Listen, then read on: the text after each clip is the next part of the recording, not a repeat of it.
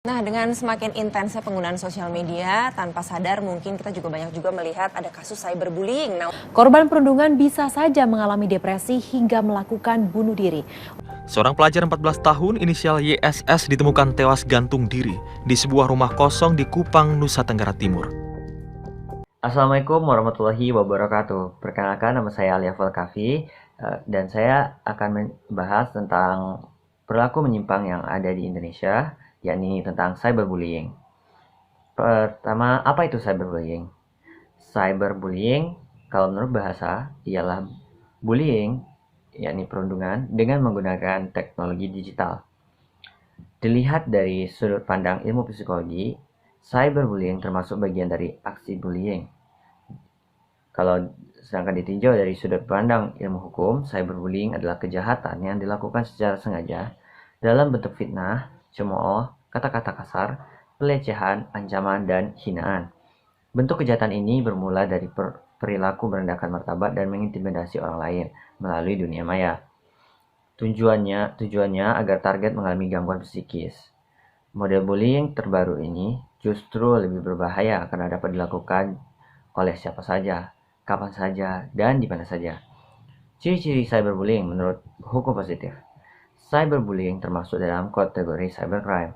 Adapun ciri-ciri khusus dari kejahatan ini antara lain, pertama yaitu tidak ada kekerasan fisik atau non-violence.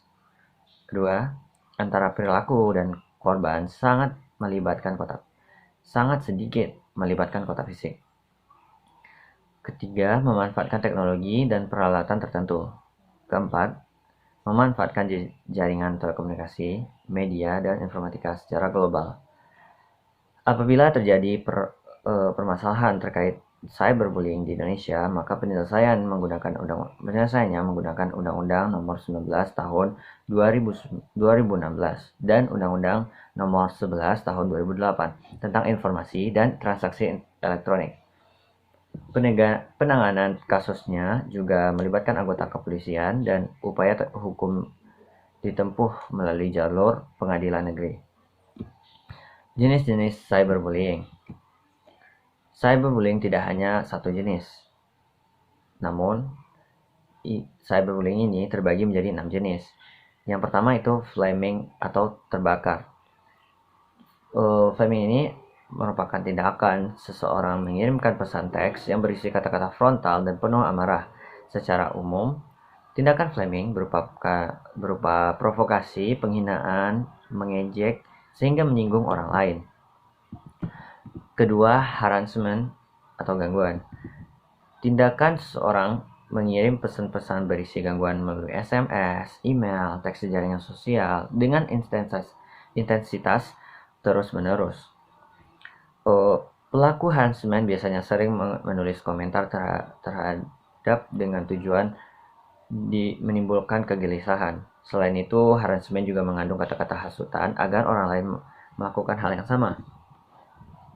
Ketiga, denigration atau pencemaran nama baik. Tindakan ini dilakukan sengaja dan sadar mengumbar keburukan orang lain melalui internet, hingga akhirnya merusak nama baik dan reputasi orang yang dibicarakan pada jejaring sosial tersebut. Keempat, cyberstalking. Cyberstalking ini merupakan tindakan memata-matai, mengganggu, dan pencemaran nama baik terhadap seseorang yang dilakukan secara intens. Dampaknya, orang yang menjadi korban merasakan ketakutan besar dan depresi. Kelima, impersonate atau peniruan. Tindakan berpura-pura atau menyamar menjadi orang lain untuk melancarkan aksinya, mengirimkan pesan-pesan dan status yang tidak baik. Biasanya terjadi pada jaringan sosial seperti Instagram dan Twitter, yang menggunakan fake account atau akun palsu. Keenam, outing and trickery. Outing merupakan tindakan menyebarkan rahasia orang lain, dan outing ini berupa foto-foto pribadi seseorang yang setelah disebarkan menimbulkan rasa malu atau depresi. Sementara itu, trickery berupa tipu daya yang dilakukan dengan membujuk orang lain untuk memperoleh rahasia maupun foto pribadi dari calon korban. Dalam banyak kasus, pelaku outing biasanya juga melakukan trickery. Dampak dari cyberbullying. Cyberbullying berbeda dari kejahatan lain dan sangat berbahaya. Yakni pertama, menarik diri dari lingkungan sosial. Kondisi psikologis korban cenderung mengalami kecemasan dan ketakutan. Mereka tidak ragu menarik diri dari lingkungan sosial. Contohnya banyak kasus bullying di jejaring sosial yang dialami oleh anak sekolah. Akhirnya membuat sang anak depresi, mengisolasi diri karena malu dan memilih putus sekolah. Kedua, perasaan dikucilkan oleh lingkungan. Cyberbullying memang terjadi melalui internet atau jejaring sosial, namun orang-orang yang berada di lingkungan nyata sekeliling korban dapat melihatnya. Terlebih lagi, berbagai komentar jahat yang ditunjukkan kepada korban. Hal ini membuat orang-orang sekitar turut menyerang korban dalam kehidupan nyata. Akhirnya, korban cyberbullying dikucilkan oleh masyarakat dan mendapatkan perlakuan yang kurang menyenangkan. Ketiga, kesehatan fisik dan mental terganggu. Bullying yang dilakukan secara terus-menerus melalui jejaring sosial oleh orang yang dikenal maupun tidak dikenal akan mendatangi stres. Ujung-ujungnya, perasaan memendam depresi, rasa cemas, dan kehilangan kepercayaan diri mendatangkan gangguan post-traumatic stress disorder atau PTSD. Tentunya pengaruh PTSD tidak mengenal usia, bahkan orang dewasa efeknya stimuli sistem kekebalan tubuh menjadi terganggu. Keempat, depresi dan ingin bunuh diri. Korban cyberbullying seringkali merasakan masa marah, takut, terluka, tidak berdaya, malu, putus asa, dan terisolasi.